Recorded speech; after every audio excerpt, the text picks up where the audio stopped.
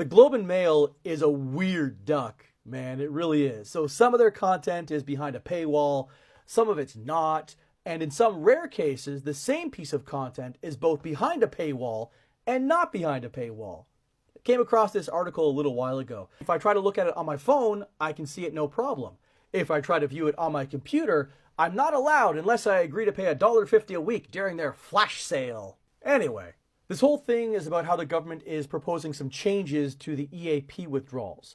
That's going to make sense in a second. But in order to understand why it makes sense, you have to know a little bit about RESPs. See, the way an RESP works is you put money into it, the government also puts money into it, and then it grows over time with the intention of helping your kid pay for post-secondary education. The government matches 20% of your contributions, maybe a little bit more actually, depending on your income level, up to a maximum of $2,500 per year. Unused government match contribution can be carried over and used in later years, up to a maximum of $7,200 before your kid hits 17. The government grants stop at 17. All this is per kid, by the way. So if you have 2 kids, all that stuff is doubled. Now, any advisor and their brother can set up an RESP.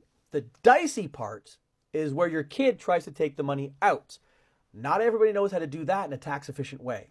Yes, because taxes do come into play when you talk about RESP withdrawals. And not everybody talks about that. And if you don't do it correctly, your kid could end up paying more taxes than they need to. So think of an RESP like this thing. Like, it's a box. Let's call it a box. That contains 2 buckets of money. Bucket 1 contains all the money that you put into it. We'll call it a contribution bucket. Bucket 2 contains all the money that the government contributes and the growth. The government and growth bucket, or GG for short. Now, as your kid takes the money out, each of those buckets changes into something else. So bucket 1 turns into the post-secondary education withdrawal bucket, or PSE for short. Bucket 2 turns into the educational assistance payments bucket, EAP. So contribution bucket becomes PSE, GG bucket becomes EAP.